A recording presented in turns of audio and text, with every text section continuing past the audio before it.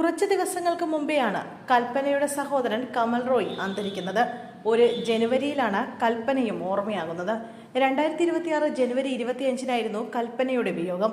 മലയാള സിനിമയിലെ ഹാസ്യറാണി, അഭിനയ പ്രതിഭ എല്ലാമായിരുന്നു കൽപ്പന പ്രിയദർശിനി. മലയാളത്തിൽ ബാലതാരമായാണ് കൽപ്പന മുഖം കാണിക്കുന്നത്. മെരിലാൻഡ് പി സുബ്രഹ്മണ്യം സംവിധാനം ചെയ്ത കുട്ടികളുടെ ചിത്രമായി വിടരുന്ന മുട്ടുകൾ എന്ന ചിത്രത്തിലൂടെ കടന്നു വന്നു. പിന്നീട് ഇങ്ങോട്ട് നിരവധി ഹിറ്റ് സിനിമകളിൽ ഭാഗമാകാൻ കൽപ്പനയ്ക്ക് കഴിഞ്ഞു. സ്ക്രീനിൽ കോമഡി കഥാപാത്രങ്ങളെയാണ് അവതരിപ്പിക്കാറുള്ളതെങ്കിലും ജീവിതത്തിൽ നല്ലൊരു വ്യക്തിത്വത്തിന് ഉടമയായിരുന്നു കൽപ്പനയെന്ന് വിനയൻ പറയുന്നു. ഫേസ്ബുക്ക് പോസ്റ്റിലൂടെയായിരുന്നു അദ്ദേഹം ഓർമ്മക്കുറിപ്പ് പങ്കുവച്ചത്. കൽപ്പന വിട പറഞ്ഞിട്ട് 10 വർഷം.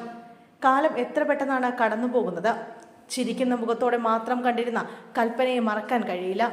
അത്ഭുതദീപം, ആകാശഗംഗയും വെള്ളിനക്ഷത്രവും പോലുള്ള എൻ്റെ നിരവധി സിനിമകളിൽ കൽപ്പനയുടെ കഥാപാത്രങ്ങൾ ചിരിയുടെ പൂരം തീർത്തിരുന്നു. ഈ ചിരിക്കുന്ന മുഖത്തിനപ്പുറം നിലപാടുള്ള ഒരു വ്യക്തിത്വം കൽപ്പനയ്ക്കുണ്ടായിരുന്നു എന്ന കാര്യം ഞാനിവിടെ ഓർക്കുകയാണ്. പൃഥ്വിരാജിന് അമ്മ സംഘടന വിലക്കേർപ്പെടുത്തിയ സമയത്തായിരുന്നു അത്ഭുതദീപ് പ്ലാൻ ചെയ്യുന്നത്. ആ നടനോടൊപ്പം അഭിനയിക്കാൻ പറ്റില്ലെന്ന് പറഞ്ഞ് മറ്റു താരങ്ങൾ എഗ്രിമെന്റ് ഒപ്പിടാൻ മടിച്ച സമയത്ത് പക്രുവാണ് നായകൻ എന്നല്ലേ വിനയേട്ടൻ പറഞ്ഞത്. നമുക്കതല്ലേ അറിയൂ, അതുകൊണ്ട് ഞാൻ ഒപ്പിട്ട് കൊടുത്തു എന്ന് ചിരിച്ചുകൊണ്ട് അമ്പിളിച്ചേട്ടനോട് പറഞ്ഞ കൽപ്പനയുടെ മുഖം ഞാൻ ഇന്നും ഓർക്കുന്നു. ചിരിച്ചുകൊണ്ട് തന്നെ അമ്പിളിച്ചേട്ടനും ഒപ്പിട്ടു. ആ വിലക്ക് പൊളിയുകയും ചെയ്തു. പൃഥ്വിയോട് സംഘടന ചെയ്യുന്നത് നീതിയല്ല എന്ന വ്യക്തമായ ധാരണ കൽപ്പനയ്ക്ക് അന്നുണ്ടായിരുന്നു. അതായിരുന്നു കൽപ്പന എന്നായിരുന്നു വിനയന്റെ കുറിപ്പ്. മരണമില്ല, ഓർമ്മകളിലൂടെ എന്നും ജീവിക്കുന്നു, പകരം വെക്കാനില്ലാത്ത കലാകാരി, താരജാട ഒട്ടുമില്ലാത്ത ആളായിരുന്നു തുടങ്ങിയ കമന്റുകളായിരുന്നു പോസ്റ്റിന് താഴെ. കൽപ്പനയുടെ അഭിമുഖ വീഡിയോകളെല്ലാം സോഷ്യൽ മീഡിയയിലൂടെ വൈറലായിക്കൊണ്ടിരിക്കുകയാണ്. ഡയറ്റ് ചെയ്യണം, ആവശ്യമില്ലാതെ സ്വീറ്റ്സ് ഒന്നും കഴിക്കരുത് എന്നൊക്കെ പണ്ടെല്ലാവരും എന്നോട് പറയുമായിരുന്നു. സ്ത്രീകൾ ഹാസ്യം ചെയ്യുമ്പോൾ വണ്ണം വേണമെന്ന കോൺസെപ്റ്റ് കൊണ്ടുവന്നത് ഞാനാണ്. എനിക്ക് പെട്ടെന്ന് വണ്ണം വെക്കാനും പറ്റും, മെലിയാനും ശ്രമിക്കാറുണ്ട്. സ്ത്രീകൾക്ക് കോമഡി പറഞ്ഞ് ഫലിപ്പിക്കാൻ കഴിയില്ല എന്നൊരു പറച്ചിൽ പണ്ടേ ഉണ്ട്.